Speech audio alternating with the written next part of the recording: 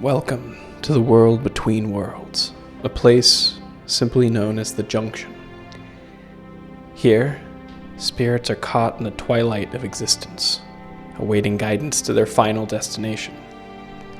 Our journey follows the conductor, a solitary figure bestowed with a solemn duty of guiding those lost souls. Under the watchful gaze of the station master, the conductor navigates the complexities of spirits and their untold stories, helping each find peace before boarding the train for the last stop. Join us in this poignant exploration of memory, loss, and the gentle art of letting go. Hello, one and all, and welcome back to Streaming Rainbow. My name is Bastion, and I'm going to be our DM, guide, station master, whatever you want to call me for today. And I'm joined by the lovely Mads, who will be playing our conductor. Now, if somehow you've stopped by the third episode as your first entry into this series, the conductor is a sort of religious figure that lives in the spirit world and helps spirits move on, take that final step to whatever comes after the spirit world and make peace with their past. And to do this through the help of their raven familiar Skimble and their conductor's whistle, they explore each spirit's memories. And in exploring these memories, because they are memories, we can't change them. But we can change our interaction with them, our understanding of them, and hopefully through that new understanding, find a sort of peace, at the very least. Enough peace to be content with the lives that we led. It's based on a system called One Child's Heart, with some hacks on top to change the flavor and some of the themes and things like that. But at its core, it's One Child's Heart, a system that I highly, highly recommend if you get the chance to play it. It is very emotionally impactful. But for today, we have the station master and the conductor. Our scene opens up with, once again, Tomble, the conductor's grandfather, is inside the conductor's house, fixing up a leaky sink in the bathroom. What are you doing as Tomble is fixing up this sink here, conductor? I think the conductor is actually kind of doing that thing where they're standing over the person, watching them, trying to pretend like they understand what's happening, but they really don't. They're like, oh, so you're doing that? Oh, okay, I'll remember this for next time. When Tomble knows that the conductor's not going to remember it for next time. Now, I need you to listen here, kiddo. The O-ring here is it's no good. It's worn out. You just need to replace it. It's a real quick thing. Are you listening? Oh yeah, you want me to get the D-ring, and you have to change it out and all that. He sort of like looks at you from under the sink. A T's not a ring shape at all. I'm sorry, Tomble. I thought, never mind. Just never mind. O-ring, right? He hands you a very torn up, chewed up, messed up looking like rubber gasket. Now this here goes between the two pipes in the sink, and it keeps the water from gushing out, like it's been doing. I thought my duct tape would work for that. Well, duct tape's more for duct work. Yeah, the temple really didn't do you any favors when it comes to this kind of thing, huh? No, I didn't. It's definitely things I need to learn, so I was trying to learn from you, but then I started mixing up my T's and my O's. Very easy thing to do. Well, They it said is easy. sarcastically. But, I need to figure it out for yourself, because it's a good skill to have. Yeah.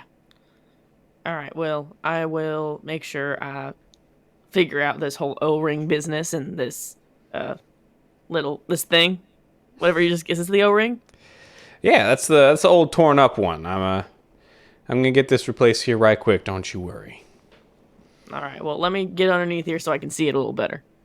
Yeah, and he sort of scoots over as you awkwardly wedge yourself in and starts sort of humming a little song to yourself, a song you've heard 1,000 times whenever he's nearby, working in the garden or working on the house or painting it the right color, fixing the drywall or the bricks or any number of sort of handyman type things that he's done around the house. It's always this sort of song that you hear him humming as he gets to work, taking it kind of slow and making sure that you can see everything he's doing.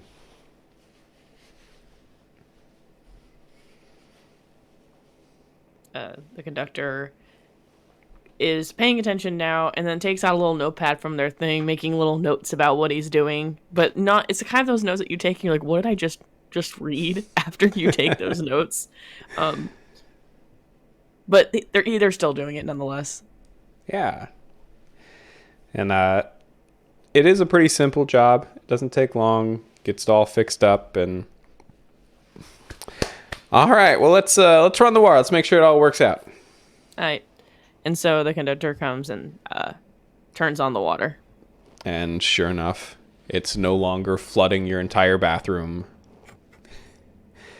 Yeah. Oh, would you look at that? That's awesome. Thank you, Tomble. Yeah, of course. It's I'm glad I can be helpful. He takes the buckets full of water that have gathered around the bathroom and begins sort of dumping them into the sink now that it can safely drain them.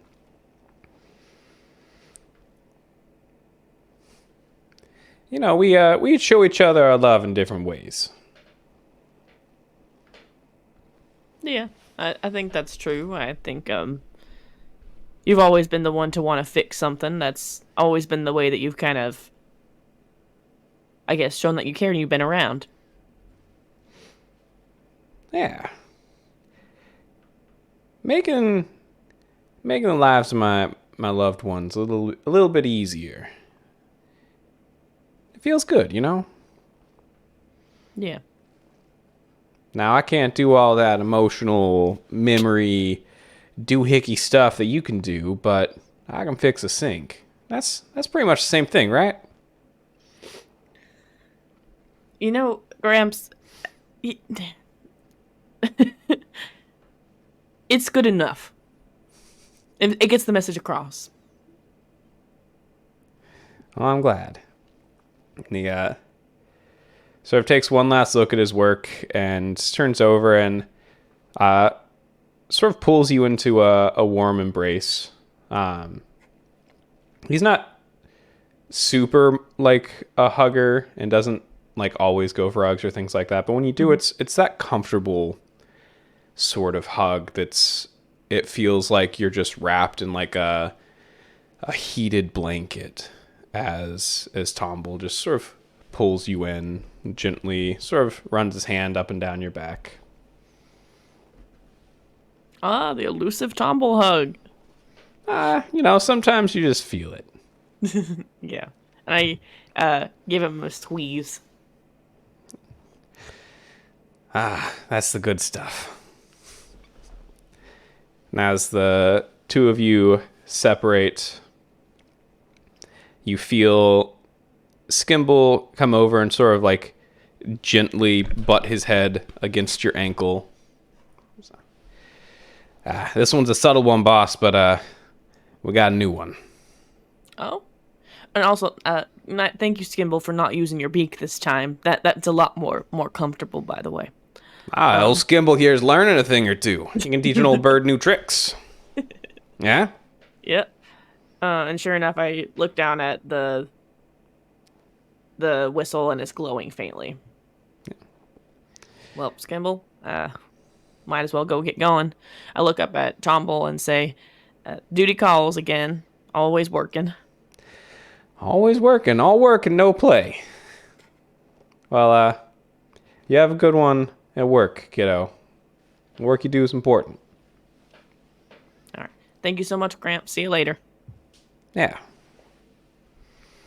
And as you head out, Skimble begins guiding you, and you hear it sort of faintly at first, but a little bit louder as you begin making your way through the streets of Junction. The clicking sounds of sort of metal on metal. There's a certain rhythm to it. It doesn't sound like an instrument necessarily, but it still has a sort of like rhythm and repetition and almost like a soothing feeling to it, despite it just being sort of like sound of this metal hitting metal. You make your way through the streets, and Skimble sort of looks back at you. Says, this isn't the good part of town, boss. Well, the station master and the spirit world really should know no different. Spirits are spirits no matter where they came from and what part of town we're in. I'm not here to pass judgment. I'm just saying, I don't know, gonna pull my feathers a little closer. You don't have any feathers.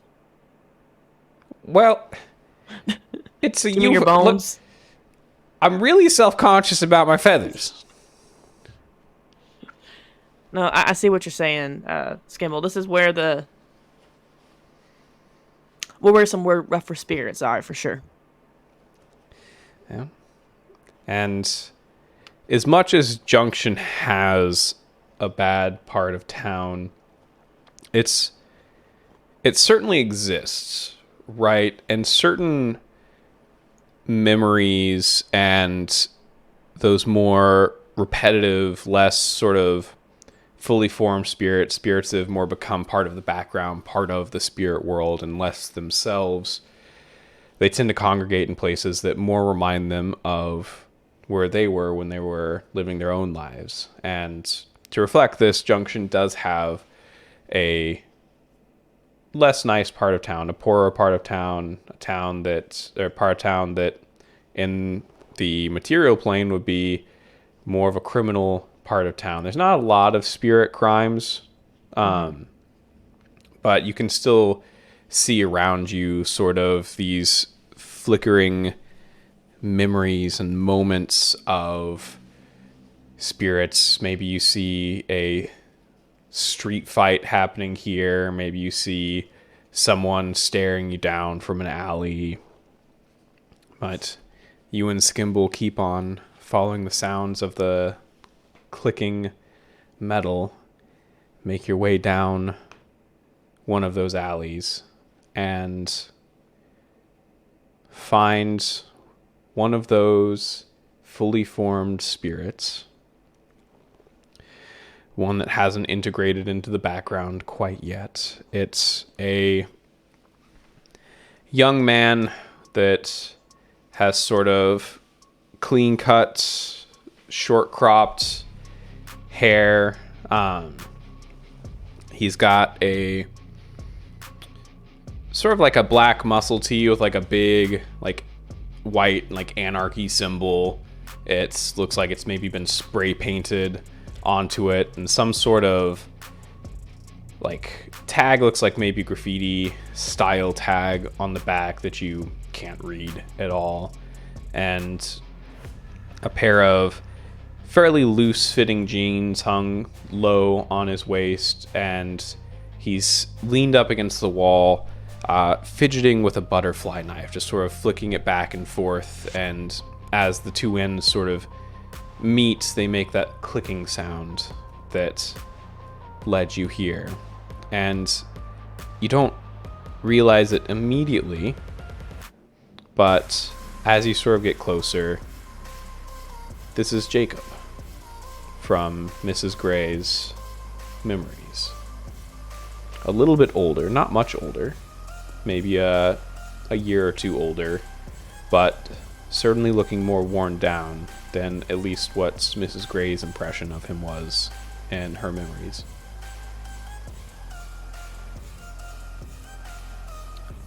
Well, hello there, Jacob. Hey, whoa. How do you know my name? It's my He business. immediately, like, bristles, like, Yeah. stands up, posts up, like, squares up with you. Well, I'm the conductor. It's my business to know spirits that come in this world sometimes. Conductor, I never heard of you. Not many do. I think that most people actually don't hear much about me, but all that's important to know is that I'm a guide of sorts. Guide? I don't need no guide. Maybe not, but maybe you could talk to a friend for a little bit. I know my friends. You ain't one of them. Not yet. The conductor does finger guns. Gimbal looks up at the conductor and kind of goes, no. But at the finger guns, like, Jacob does actually, like, visibly relax. Like, okay, like, this person isn't here to, like, attack me. They're just weird. Right. The conductor just relaxes a little bit, kind of brushes it off and goes, listen now, we don't have to be close as friends or anything like that, but I am here to sort of, I do want to kind of talk to you for a little bit. What's going on? What are you doing over here? Look, man, I trying to survive, trying to figure out. I guess I'm dead. I guess that must be why I'm here, right? Yes. Man, it's fucking bullshit. He sort of glances up and down the alleyway and more agitatedly fidgets with his butterfly knife. And you some type of spirit guide? Is that what it is? Yeah, that's me. Can you guide me back to the real world? It's unfortunately out of my skill set. Well, why don't you go find someone who can? It's not, as the conductor kind of laughs at themselves. Not like patronizingly, but just they've heard this line a billion times. Like, this has been said to them a billion times from other spirits that didn't want to pass on. Yeah. And go.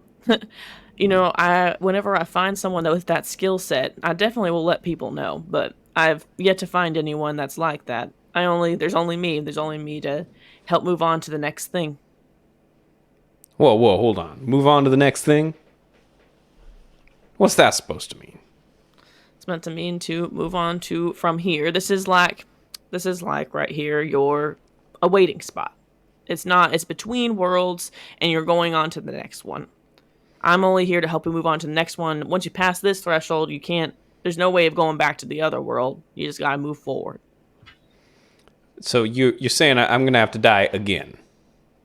No, you already died. Is that what this is? You're here to kill me again? Make it soft, gentle, kind? No, I'm not here to kill you again. Fuck that noise. Not here to kill you again. Someone...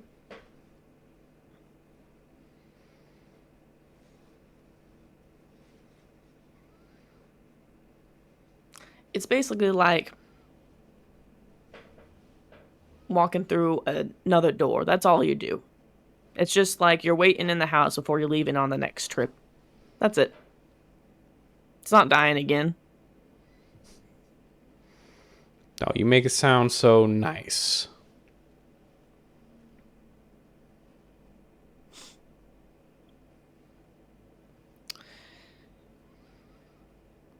I'm not necessarily, I guess, would say I'm here to make you like it. I am here to talk you through it, to help you understand it maybe just a little bit better. And I'm here where there's no rush. You don't have to go right now. We can, but I can't leave you alone until you decide to go. So I'll be here with you, hanging around you until you decide. Oh, good. I'm stuck with some goody two-shoes. Yep, you are. So some people actually, I think this is what actually pushes them on to the next. They are like they want to get rid of me. No, I can understand that. I'm sure you can. Finally, something that speaks to me.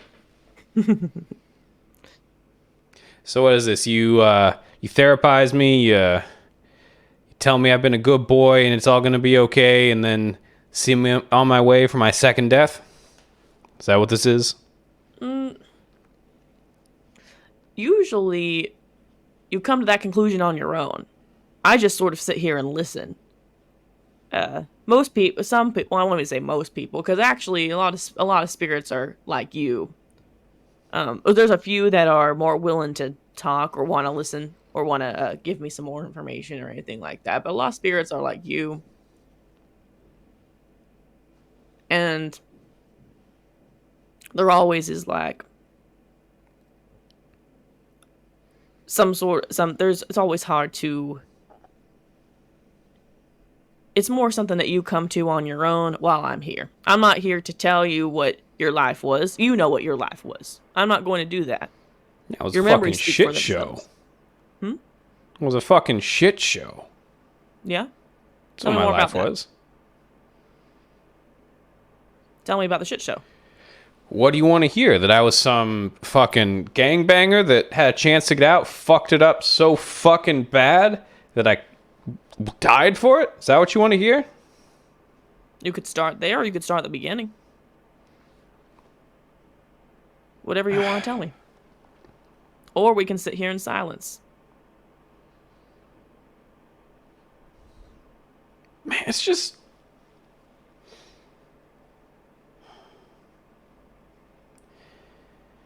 Listen, there was this old lady, right? And as you start speaking, you feel your whistle start to sort of warm up, and the space around you shifts and moves, and you see the memory of a younger Jacob. Again, not much younger, only maybe 2 or 3 years younger. Sitting in a community garden.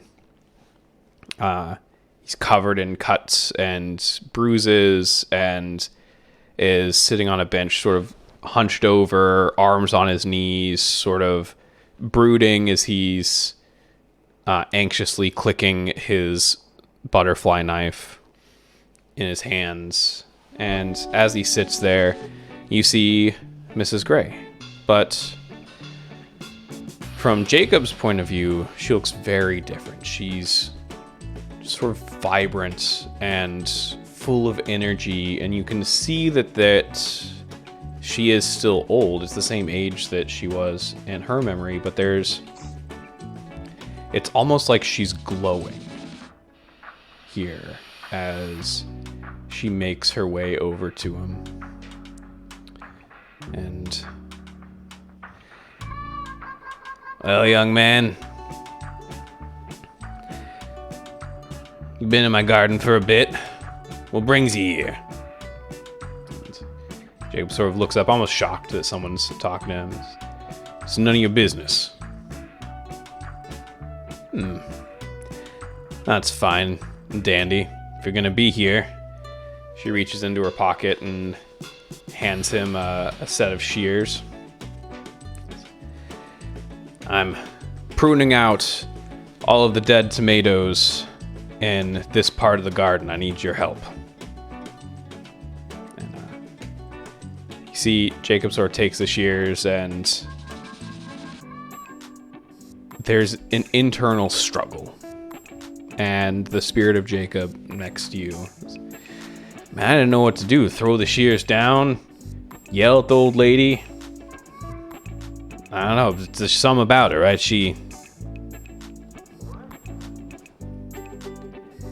Somehow Mima convinced me to clean up a fucking garden bed.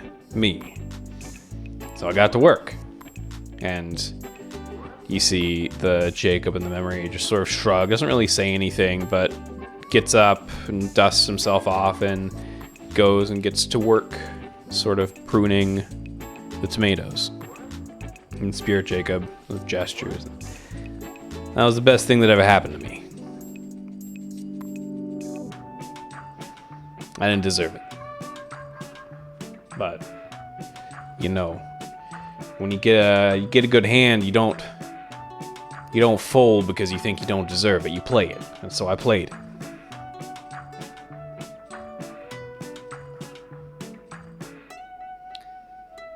So, this lady, you call her Mima? Is that what you said? Yeah, Mima Gray. Mima Gray. Best thing that happened to you? Absolutely. Mm-hmm. Why don't you think you didn't deserve it? I was some fucked up kid, right? At that point, I'd already killed a man. At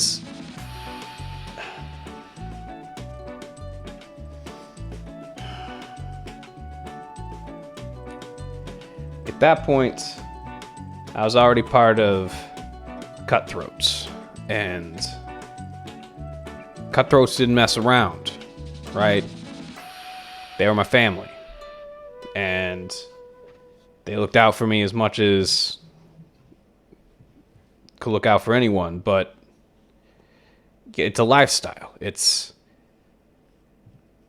stuck there. It's not a kind family, but not all families are kind. Not everyone's so lucky to live in a warm and loving household, right?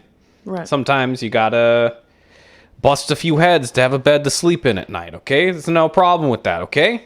But people who bust heads to get a bed at night don't deserve to sit here cutting tomatoes like it's some fucking idle Sunday after church. Now, you can correct me if I'm wrong, but I don't think cutting tomatoes has any moral standpoint. I think that cutting tomatoes is something that's one of the most neutral things you can do, perhaps. I think anyone can cut a tomato that if they wanted to, or cutting tomatoes, gardening tomatoes. And I'm gonna need your approach roll here. You're gonna be aiming for a 13.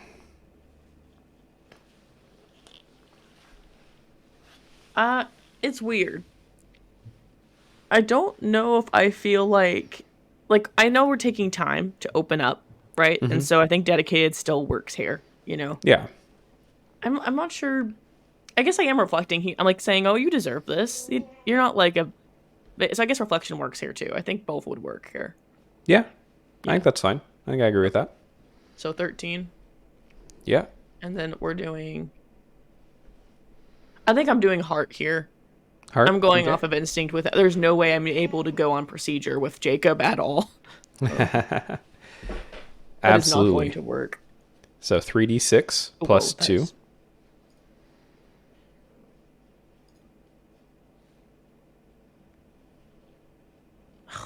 It's 11.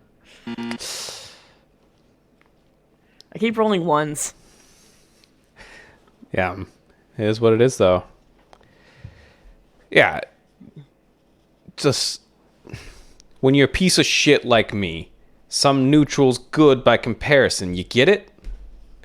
Look, maybe you never been a piece of shit. Maybe you had your life fucking handed to you on a silver platter and everything's good. You always had a bed to sleep in and food to eat. Right? Maybe you've had people show you kindness in your life. I didn't even know Mima at that point. She just showed up like she was my real Mima. She had a way of doing that. The fuck you mean you don't even know her? Miss Gray? No, I knew her. What do you mean you knew her? She lived in the same town that I did when I was growing up. She helped my family more times than once, but there's one memory I have very specifically. Just the kind of person she was. She would, my family was having a time where things were hard to make ends meet, and we didn't think there was going to be Christmas that year. And then that year, she ended up showing up and left some food on the porch. I thought my parents had scrounged up food somehow or some presents. I come to realize later in my life it was Miss Gray that had done that. You see as you sort of relay that story that he just looks at you with pure skepticism, doesn't believe a single word of it. Yeah. Yeah, sure. It sounds like Mima. Well, you tell me about the Mima you knew. Well, the Mima I knew doesn't matter. She fucking died. So she's not... There's nothing to remember besides just this moment here? Nothing else about her? Is that all that she meant? She died and that's it? Nothing else? If I wasn't such a piece of shit, then maybe... Look, she helped me get out of the bad life. And I don't know how. I don't know who she knows, who she talked to. You don't get to just leave the cutthroats. But somehow, some way, she gave me a way to do that. All right? And that should have been that. But then she fucking died. And you feel your whistle sort of warm up again. Mm-hmm. And the scene sort of shifts. And it's actually the same community garden. But this time you see Jacob is not like beat up, doesn't have cuts and bruises, is like wearing cleaner clothes, and is the closer or the same age as he is a spirit. And sitting in front of him or standing in front of him rather, are a handful of, in this memory, they just look like dark, just formless people, almost, with these sort of menacing smiles and terrifying eyes. And they speak in this sort of almost garbled tone that, through your experience as a conductor, you know is that Jacob's experiencing enough like fear in this moment that like this memory is warped because of that, right? Come on, Jacob. Come on. Look, just a couple of weed plants. You can hide them wherever you want in the community garden. We're not asking you to go do anything evil, right? It's just plants. It's just plants. You can make room for them. You got so much room. You got how many community gardens did she give you? And Jacob sort of looking down at the grounds. I mean, all of them. I run the nonprofit now, man. But I'm not about this life anymore. Look, I'm done. I'm out. Come on, Jacob. You know no one gets out. I'm not asking for much, okay? You plant these seeds, you nurture them, make sure they grow. I come by once a month, help you pick them. You get a cut of the profits, right? No harm, no foul. Easy money. You can put that money towards your nonprofit. Yeah? It'll be like charity work. And you see the figure extend out a bag full of seeds. And in the memory, Jacob hesitantly reaches out and takes them. Fine. Yeah, whatever. Just get the hell out of here, man. I don't want the cops seeing you here. Yeah, that's right. That's the Jacob we know. Welcome back, buddy.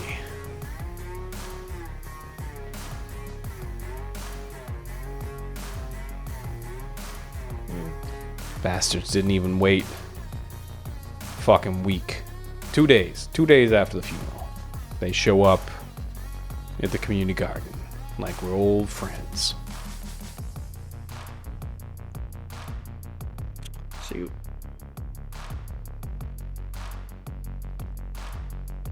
Conductor shakes their head, thinking they don't often feel like anger too often, but anger definitely, or the beginnings of it, but a little bit in their spirit, thinking about somebody who was trying, and then these people coming up and trying to take advantage of them when they're in a weak spot. That's something that really gets them going. They really don't like it. But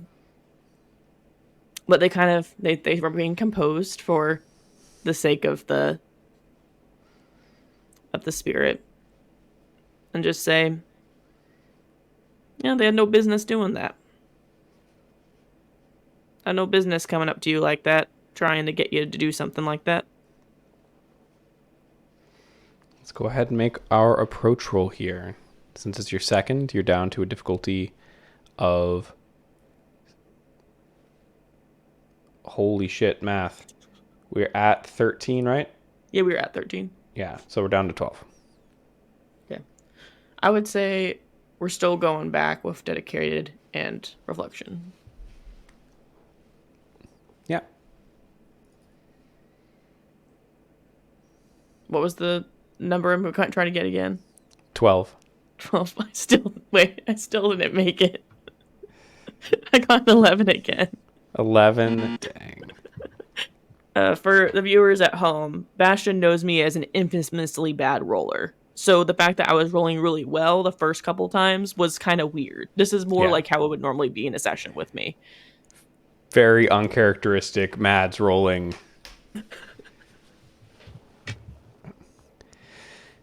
What do you mean they had no right to? Of course they had a right to. They owned me. They owned the whole fucking city. Were you so fucking blind? You didn't see it? Right? Couldn't see past the golden spoon in your mouth or whatever? No, I'm not saying that you had no part in it. You had to agree to take it. But I am saying, too, that they had their own choices and they made their own choices. And, well, only don't matter what I think. It only matters what you think. What do you think? I mean, I think it's a load of shit. Yeah. I think you're a load of shit, honestly. Lots of people do. Heck, even my family does sometimes when it comes to this job.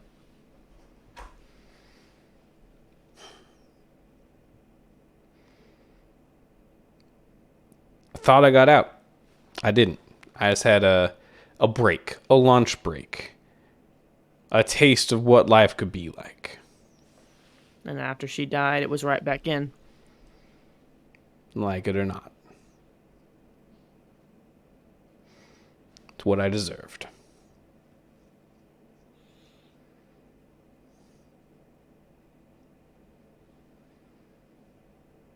You think that, so you say you deserve a lot. Do you think that people who maybe didn't go what you go through deserve not to go through it? Or what do you think about that? I think bad people deserve to have bad things happen to them. Okay. It's that simple. So, and by that logic, you would call yourself bad because of things that you did in the gang, and maybe before that too, or was it just after the gang? Gang's my whole life. Picked me up after parents died and some gang dispute, raised me. It's all I knew. It's all I got. It's the gang. And because that's where we ended up, that's what makes you think you are bad. Because of things you did when you were in the gang as well. Or your whole life, basically. Yeah. I stole. I fought. I killed. Broke into places. Busted kneecaps. Sold drugs. Grew drugs. I wasn't a good person. I'm not going to sit here and tell you that those things aren't bad. They definitely are. You're right. Those are bad things to do. But I think... But was there anything not quote-unquote bad that you did do? You did help Miss Gray. You didn't just throw down the shears and say, no, I'm not going to help you in your garden. You could have stormed off at that point. You could have left. Man, what'd it get me? Fucking weed community gardens? Say again? What the fuck did that get me? Fucking community gardens for weed? Like, just helping the gang more in the end. Perverting the one good thing I ever did. I'm not talking about the big grand scheme of things. I'm talking the one singular act. You help somebody. I think sometimes people, and I know this seems like a load of bullshit, right? But sometimes people will only look at the big picture of everything, and only look at the big things and how everything ended up playing out. When they forget to look at sometimes the details, and the details are important. Just because this ended up happening this way doesn't mean you didn't do anything ever that was helpful, kind of good. Even maybe to the people that were horrible to you, and that were bad to you, and that were bad people even. I'm sure there were times when you did things that weren't, or did things that were helpful, like the time when you helped Miss Gray, and then you continued to help her, right? That's how you even got the garden. How'd you even get the garden? She left it to me in her will. The whole nonprofit.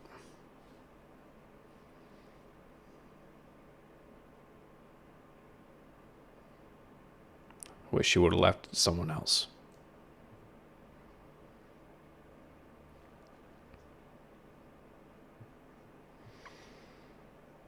And as the silence sort of weighs heavy for a moment, you feel your whistle heat up again. And we're back in this same community garden. There's Jacob again. And this time, the garden is full of cops. You see them rooting around the beds, and you see one of them is standing in front of Jacob. Now, you're trying to tell me what, this is your friend's weed? Look, Jacob. I've booked you before, okay? Plenty of times. I don't need some sob story about how you were going clean and the gang brought you back or whatever the fuck you're trying to say, okay? All you gangbangers are the same and you deserve the same, okay? Jacob sort of, I don't need to hear that from you, man. I know my rights, man. I don't need to tell you shit. I want my lawyer present. See, yeah, okay, Jacob. We'll get you your lawyer. This is cut and dry, right? You own the nonprofit. You own the community gardens. We have security cam footage. We have testimonies from the drug dealers that you've been working with that pin it all on you. And you see Jacob start to get agitated, and the cop looks over at him, and you see in this memory cracks the wickedest smile. Oh, what's wrong, Jacob? You getting riled up? You want to go a round or two before I put you in the slammer? Is that it? And Jacob's, nah, man, not about that. Not about that. Well, then why don't you get on the ground, okay? Hands behind your head. Nah, man, I know my rights, man. I don't need to do that. And you see the cop starts to get physical and shoves Jacob to the ground. And other cops, seeing this altercation, begin to shift from searching the community garden and join in, pinning Jacob, holding him down. And the scene fades to an empty black.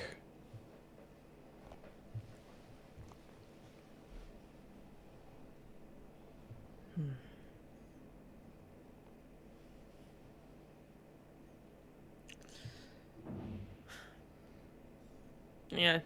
Well, he said a lot of things that weren't true either. No, he was right. You're all the same? Yeah. All bastards. All deserve the worst. I deserved what happened. That's the memory I deserved. Fitting end.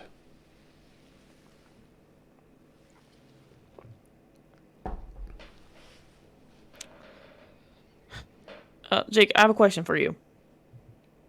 Do you think that the officer's a good person? Better than me. You see, I would argue that he's not. He knows what he's supposed to do just as well as you probably knew. Those kinds of things and the way that he treated you there was also wrong. Yes, you did something wrong. You put weed in the community garden. You worked with drug dealers. You cooperated with your old gang. That was wrong. He also did some wrong things there. You were trying to stay cool, stay calm. He was intentionally trying to rile you up.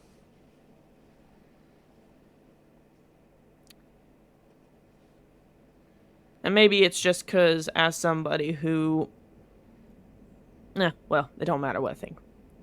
The main thing is that I would look at this, I'd look at both you and I'd look at the cop, and I wouldn't call the cop a better person than you are. I would just say he had a different life situation. And his type of, I guess, we'll go menace or guess, is accepted. And why is that? Why is it okay for him to do something like that, but the minute you maybe started fighting back, that's when there was problems. Right? Yep. Now, I'm not going to say that everything you did in your life was right. It wasn't. In fact, a lot of things you say, I agree with you. You did a lot of bad things. But looking around at everyone else, not a lot of people did a lot of good by you either.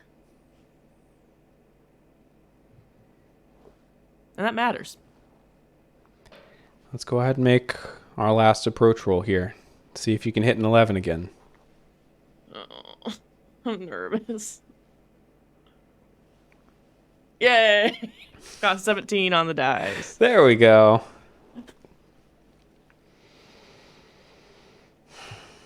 I mean, yeah, sure.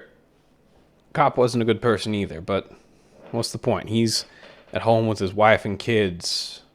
I'm here with you.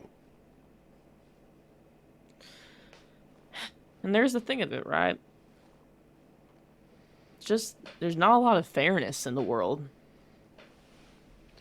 Me ma used to say life ain't fair. Well, she did all right.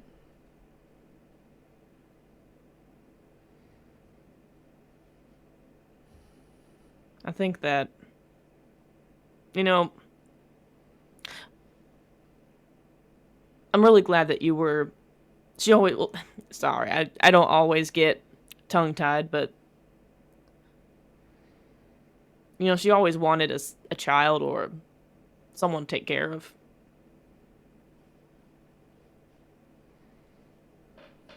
I'm glad that she had you.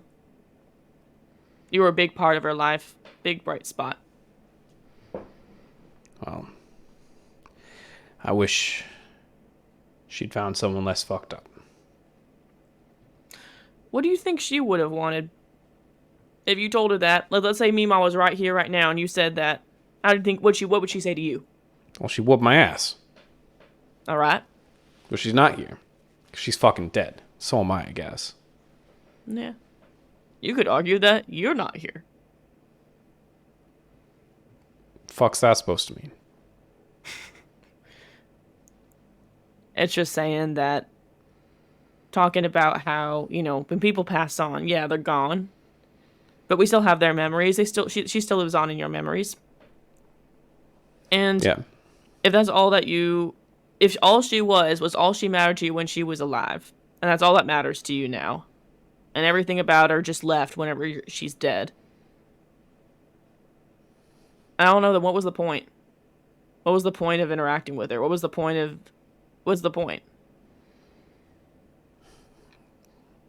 And of course she matters. And she's the most important person in my life. But if she'd been that person in someone else's life, maybe they wouldn't have fucked up her whole dream. You know? Just lit it on fire. Just destroyed what she worked so hard for.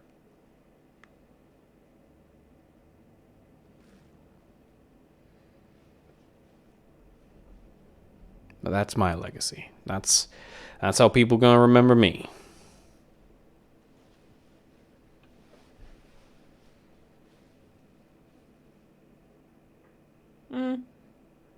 Maybe down there. I don't even actually know which direction we're really in, to be quite frank. But maybe they'll remember you that way. I won't remember you that way.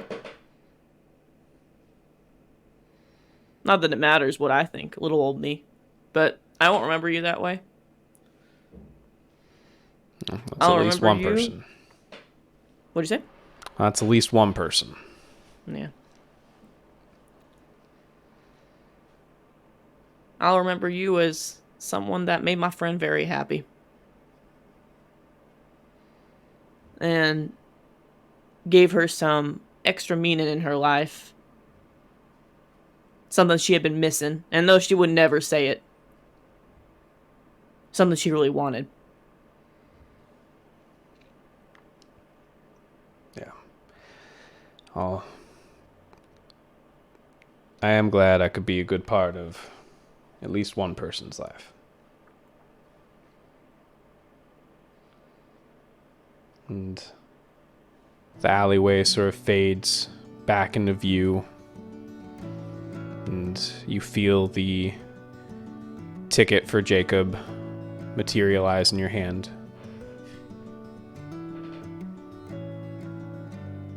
I show him the ticket, and I go, well, then give a train to catch. You're coming with me, right? Yeah. I'll be with you the whole way. Alright. It's cool if you're not, but I just want to know. Yeah, let's go. Makes sense. And Skimble leads the way. Your crow, as the crow flies, GPS to the train. Two of you board. The doors squeak as they shut behind you. You start driving through, and outside of the windows you see the city. You see the urban tags, a mixture of incredibly beautiful art and profanity and texts that ranges from easy to read to impossible to read. You see the mix of architecture as the city's sort of grown over the years as you make your way to the last stop.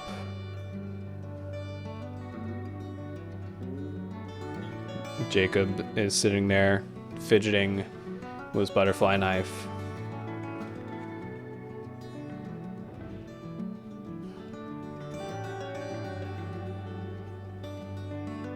Man, how the fuck's a 19-year-old supposed to run a nonprofit? I wouldn't know. I barely even know how to fix a sink still. Did you check the O-rings? Did you check the O-ring? That's what my grandpa told me to do. And I thought it was called a T-ring. And anyway, T's aren't even ring-shaped. What the... That's what he said. Point is that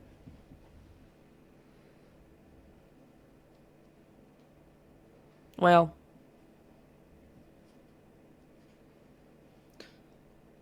sometimes it's important that you just tried. You still did something with the community garden. I know things didn't work out and didn't pan out the way that they maybe could have in the end. But knowing that, I think her knowing that someone had it was still what she needed at the time. Yeah. I don't even know what the fuck's gonna happen to him now. Yeah, and that's the thing, isn't it? After we're done, we're done. We don't get to know. Yeah. We don't get to know. Just gotta hope that what comes after me was better than what I was. But, it's not a high bar. Look, I'm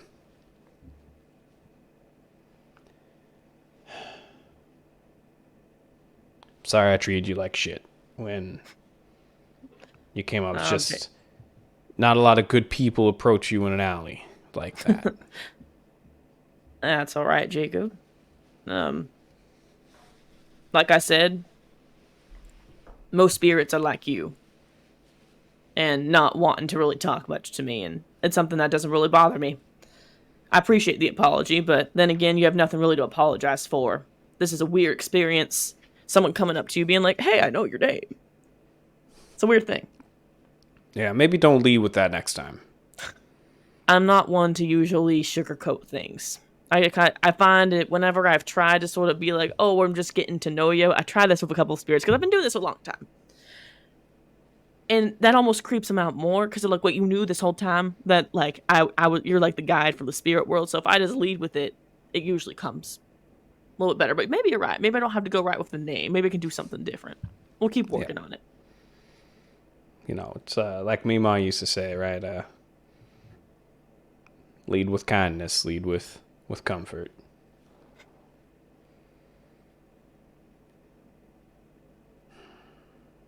For sure.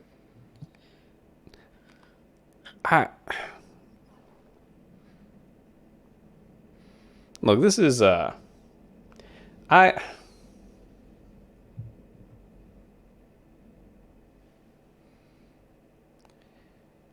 see, he sort of looks down sheepishly.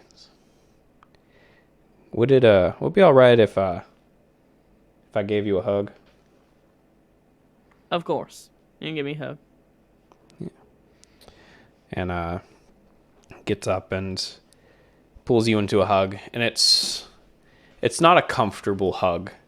It's clear that he's not very used to the feeling of hugging. It's more like kind of being in a rigid cage. It's not like he's squeezing you to death or anything like that, but it's definitely the person who is unfamiliar with like physical comfort. I don't know, it just feels right. Or the conductor kind of thinks about how Tombo hugs and tries to hug like that, like hug back, that kind of comforting, warm hug. Yeah.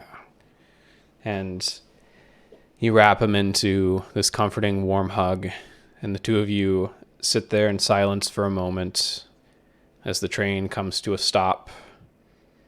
The steam of the brakes.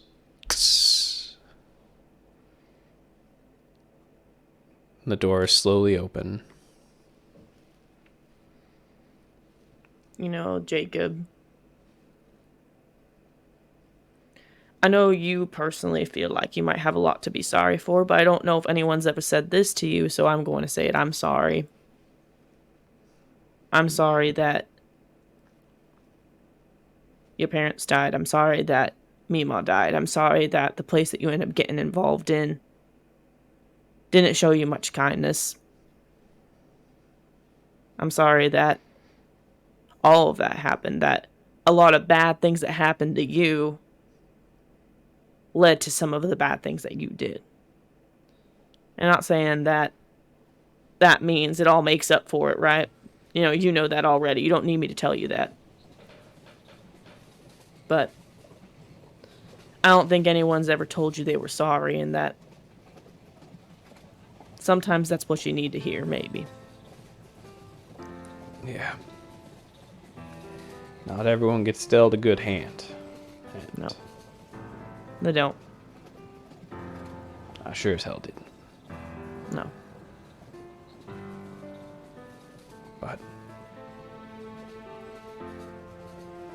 maybe whatever comes next, maybe I can be good. Maybe I can be good this time. He sort of gives you one last squeeze and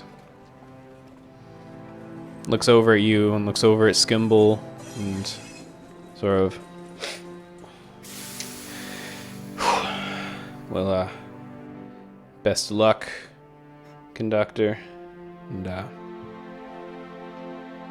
guess I'll catch you on the flip side. He steps out the door, and as he steps out into the cityscape, he vanishes. The door closes, leaves you and Skimble.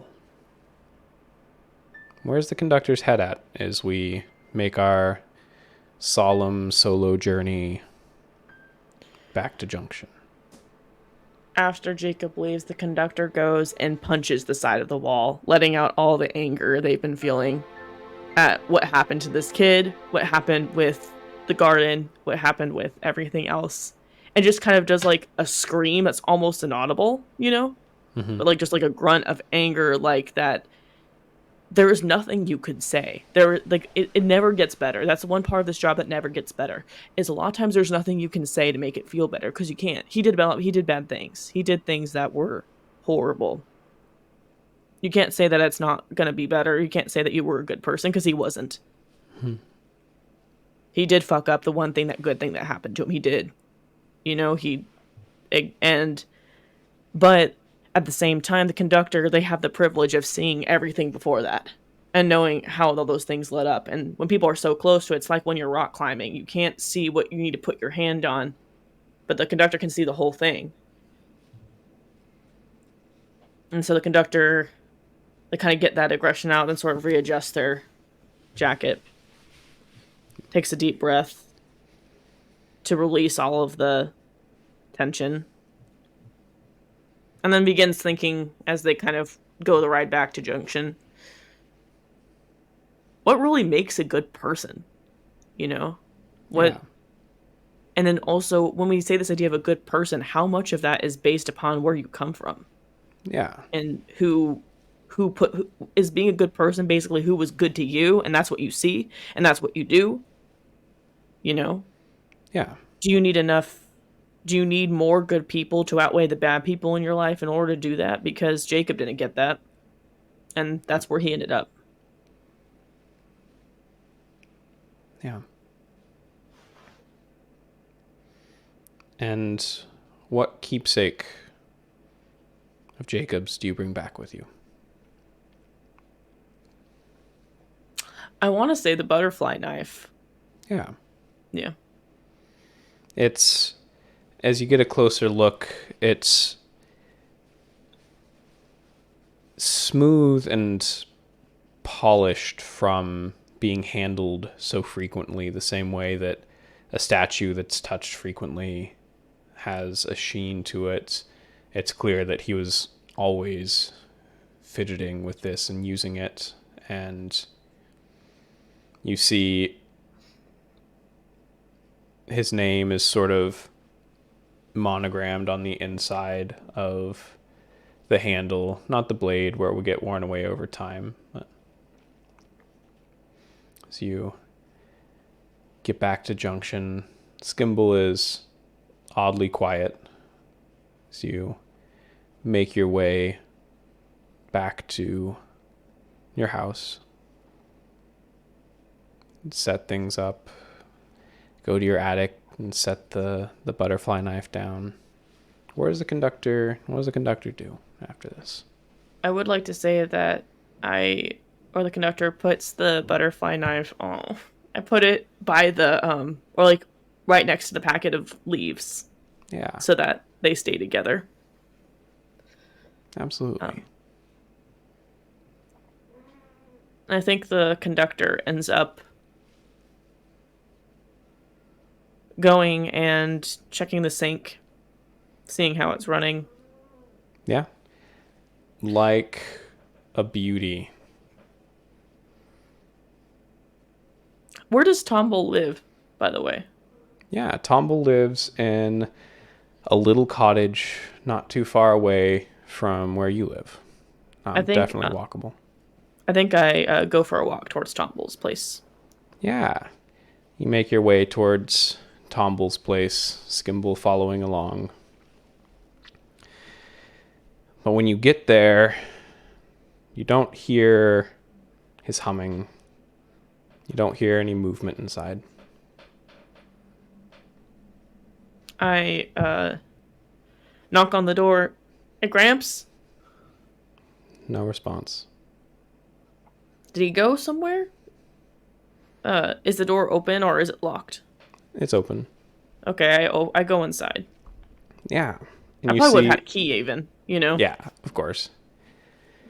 You see inside, the house is uncharacteristically clean.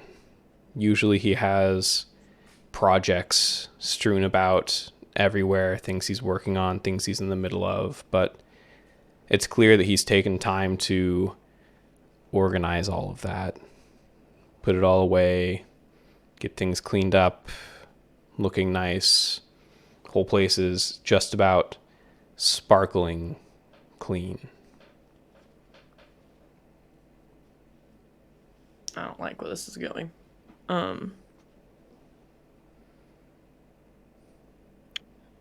Tomble, where are you? What do you do? Clean up the place?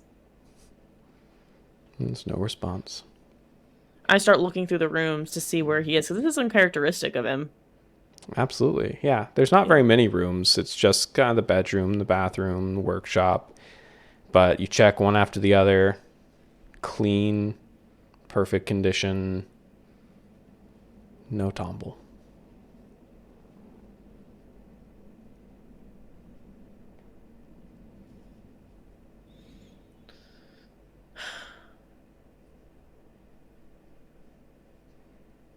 Well, there's not many places you can go in Junction.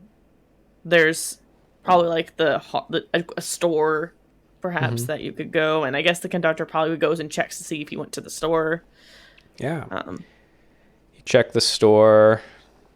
Nothing. You check the cafe, the barista at the cafe. So, yeah. Tomble seemed kind of somber. He left a big tip today, though. I really appreciate it.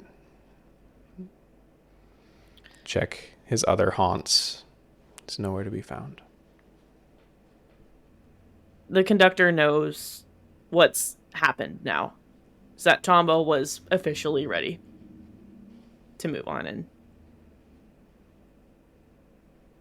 they keep thinking about they thought about the hug that Tombo gave them, and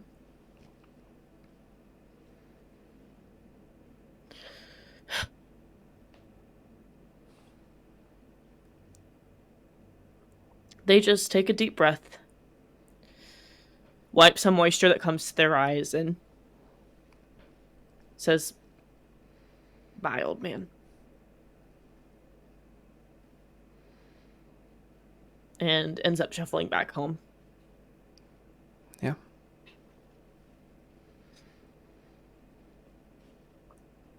Kind of laughing to themselves, knowing that the sink is going to have to fix itself. Or they're going to have to learn finally. Yeah. But luckily you have some notes. Mm-hmm.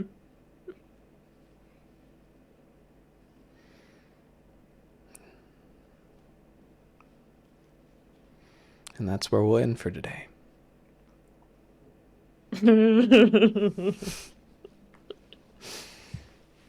I'm always like, oh, I'm not going to cry this one. Cool. And then right towards the end, the waterworks just start going, and man. It was funny because I was going to ask about Tomble after this session and be like, okay, he's dead. Like, he's a spirit. This is just a spirit. I also kind of was thinking that maybe that he was a figment that the conductor had made to talk to while in the spirit world, and like something that didn't actually exist, and the conductor would end up realizing that this person was not actually real. They were just talking to themselves the whole time. Depending on how like we wanted to get with it. Right. Yeah. No. He just ended up passing on it. Oh. Oh, He didn't want to be a burden, you know? I hate that. Oh, Madison hates that. As I'm like crying. Mm-hmm. But yeah, this one was rough too. There really isn't anything. It's hard whenever there's somebody who lived their life and there's a lot of things you wish they wanted to do differently and they should have wanted to do differently. It's rough. And then also think about like what really makes a good person, you know? Yeah. We have like everyone has this idea like, oh, if you try hard enough you can be a good person. But then sometimes I'm like, can you? You right. know? Is it actually possible? Are there some circumstances that don't even allow for that? Right. Like, I was very lucky in the way that I grew up to where being a good person was in reach, quote unquote. What we identify as a good person in some ways, and then other ways. And so, by some accounts, a lot of people that I grew up with don't think I'm a good person anymore because of my gender identity and falling away from God and all that other kind of stuff. So, yeah. It's weird. Yeah. How much of it's nature, how much of it's nurture. Yeah. Yeah. This wasn't an easy one. This was not an easy episode. No. How are y'all doing out there? I'm not doing good. I'm not doing good. We're getting through it. We're getting through it. We've reached the halfway point, the inflection point of the series. I'm really enjoying taking the conductor, who I've made to be a relatively bland, or maybe not bland, but level character, and having moments privately where we see emotion exude from them. Like, I like the contrast of that. That's that they have like their persona they exude for the spirits, but then privately they have lots of different emotions that come to the surface, which is interesting to play. Yeah, very therapist of you. Very therapist. Very, very, very fitting. Yeah. That was a good one. I'm excited. I'm excited for the next couple of episodes, I think. Oh, God. It's good. It's good. They get harder from here, too, is what I know. Like, oh, I'm excited, too. It's more like, I know that, because even whenever you're sitting here, I'm trying to play this person of like, oh, let's guide you to the spirit world. And I'm like, I even don't like what I'm saying. Like, I'm also upset with myself. I really liked how, like, in the end, I liked how the conductor took it and, like, the way I ended up taking it, because it's one of my choice to be like, yeah, I'm not going to tell you did a good job. You know, like, you didn't. Can't really change that. But could, like, say that, you know, other people also didn't do a good job, and that could have contributed to what happened as well. You know, it wasn't just you that fucked everything up. Everyone else also had a part to play with that. Exactly. Yeah. You know? Yeah, and I think it was neat that the dice sort of reflected that, and, like, you taking a moment to kind of find your angle that you were being truthful, not just to Jacob, but also to yourself about. Yep. And I also think it's fitting, too, that, like, Jacob wouldn't have come around on the first roll. Nah. It doesn't... Yeah, like, I think it's very fitting that Jacob did not come around on the first roll. And I think it took the last one to get him there. Yep. Always a pleasure, Mads. Thanks again. For those of you still watching, make sure to get in the Discord. Links in the description below. Make sure to follow us on Twitch. Make sure to like this video. Subscribe to the channel if you like what you see. Leave comments. I read all of them. Every single comment I get makes my day. Absolutely. So, take a few seconds to make my day. I dare you. Oh, wait, no, I have to go this way because it's mirrored.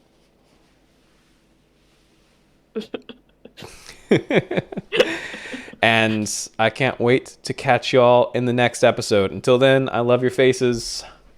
See ya.